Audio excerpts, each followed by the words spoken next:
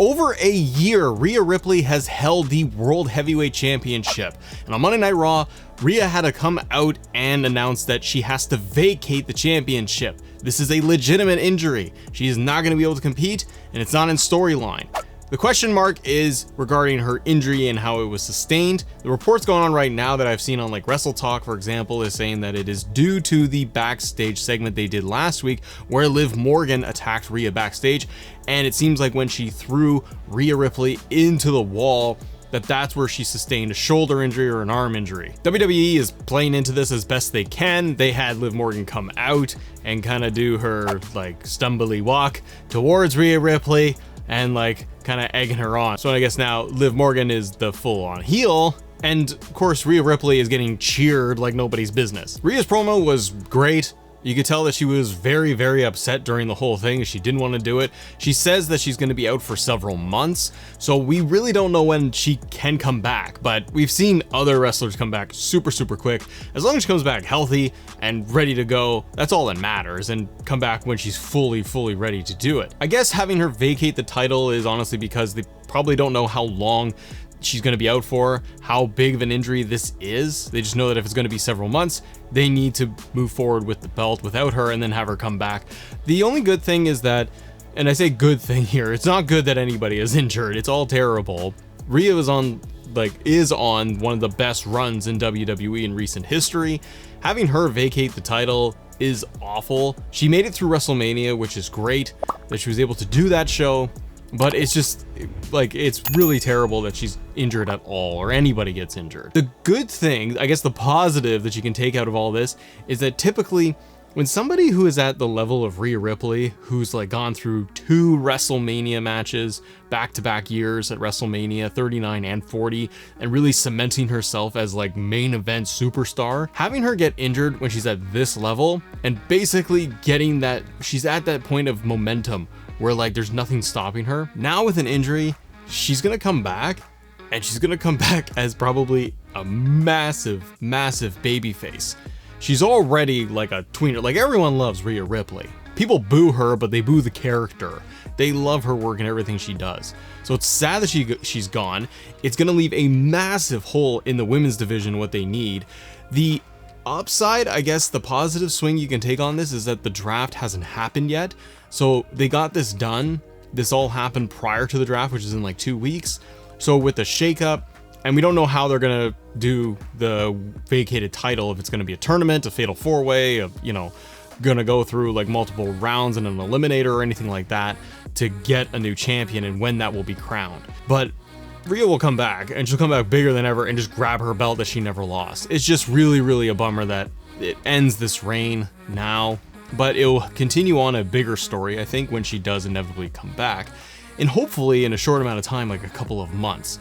And if it's a couple of months, we're looking at April right now, May and June is Money in the Bank, you're gonna hope that you're gonna get Rhea back ready to go for SummerSlam. So hopefully it is only a couple of months and then she's right back at it. She'll continue on the story with Liv Morgan, just dummy her, just powerbomb her, and then she'll be kind of setting her sights on next year's WrestleMania. So at least it's early in the year, and like I said, the draft is coming up, which will probably play more of a role now on the women's side for how they're going to shake up the divisions, because now you don't have Rhea Ripley as the centerpiece for either Raw or SmackDown, whichever way they kind of plan to have her, if she was going to go over to SmackDown for the rest of the year. And if that was going to be the case, it'll be curious to see how the whole draft comes together, who lands where, and what kind of pivots they have to make.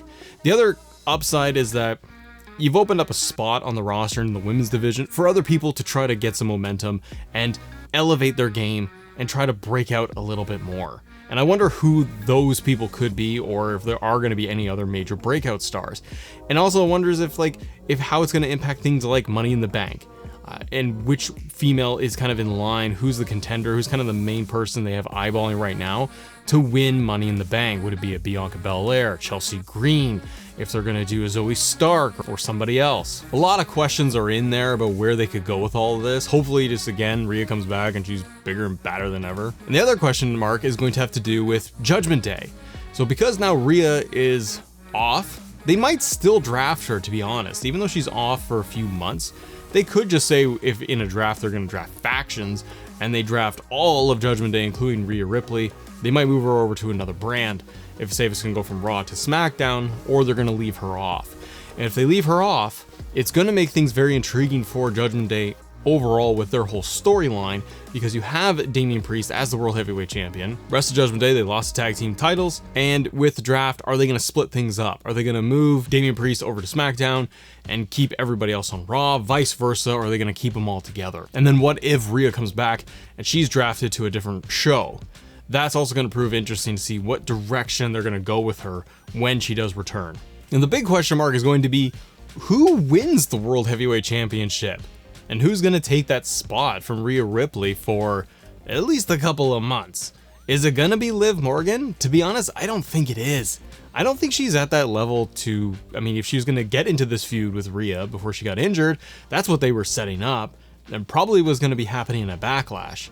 Since that's not happening, even if it did, I don't think Liv would have won that thing. I mean, the most I would have seen them do between Rhea and Liv at Backlash would have been Rhea retains, but maybe it would be by disqualification. Like Liv grabbed kendo sticks and went too far and beat down Rhea Ripley. The problem is with that whole storyline in itself is that Liv is kind of portrayed, right now anyways, she was being portrayed as the babyface going on her revenge tour, getting back at people like Rhea, who's supposed to be the heel. But the crowd ultimately likes Rhea Ripley a lot. And with this injury angle, I really do think there's a possibility the crowd is just gonna start booing Liv Morgan because they injured Rhea. She's the cause of all of this. If that's the case, then WWE needs to pivot with Liv Morgan and make her a heel, go down that path. Also, if they're gonna bring, it's a sidebar, if they're gonna bring back Uncle Howdy like they've been teasing, put Liv Morgan into this whole Uncle Howdy Wyatt group. That'd be a lot of fun. Make her a super crazy heel, do the Harley Quinn thing, it'd be a lot of fun. But I don't see Liv winning that world title. They could put it on her as almost the interim, so if she wins some kind of tournament or fatal four-way match and Liv wins the world title, you have her in there as the evil heel, the one that took Rhea Ripley out and took her belt. That's an intriguing story that you could probably get a lot of depth and mileage out of, especially if Rhea comes back at, let's just say, SummerSlam. Then you have a perfect program set up right there, and then boom, Rhea can come in and just decimate her and take the title back, giving Liv a little bit of a push for at least a couple of months. But the big question mark is going to be with that draft. As the draft shakes out, you could see the likes of Liv on, let's say, Raw with the world title. Bianca gets drafted over there. Damage Control could go over to Raw to help kind of boost things up a little bit if they want to separate from Bayley. There's a ton of stars they can work with, but the issue I have with WWE and the women's division on Raw has been, in this last year, while Rhea has been totally dominant and excellent on TV and like one of the biggest characters and bright spots of the entire show, they haven't done enough to build up other credible contenders, stars for her to feud with. Her biggest feud was Becky, and the other one before that, Nia Jax. The rest of the year were just kind of matches and squash matches on all of these PLEs. They never built anybody up. Now, unfortunately, she's injured, so who's kind of in line? Becky is taking time off, apparently. Rhea is now injured. You're gonna have to really shuffle things up, probably with a draft. You could easily put it on Bianca, and that would be pretty cool, but I think you want to save a Bianca Rhea match for like WrestleMania and do it that way. So in the interim, you're gonna give somebody who's maybe a little bit more fresh and new and give them a shot with it and see how they run with it. You could put it on a Nia Jax, but you'd have to give her like this big dominant run. You could obviously circle back. You could bring in other people to try and win the title. So this is where I say the women's division on Raw has had a problem because they haven't built up enough really solid contenders for Rhea. And now you have this situation, and where do you go from here? It's terrible she's injured. Hopefully she's back very soon. What do you guys think about all of this? And where do you think WWE is going to go with this in the draft and post-draft? Who's going to be Miss Money in the Bank? And does that change it all now? And who do you think is going to win the vacated world title? Let me know in the comments below. And if you guys enjoy videos like this, click this right here. We got more videos coming at you all day long. Have a great day. See ya.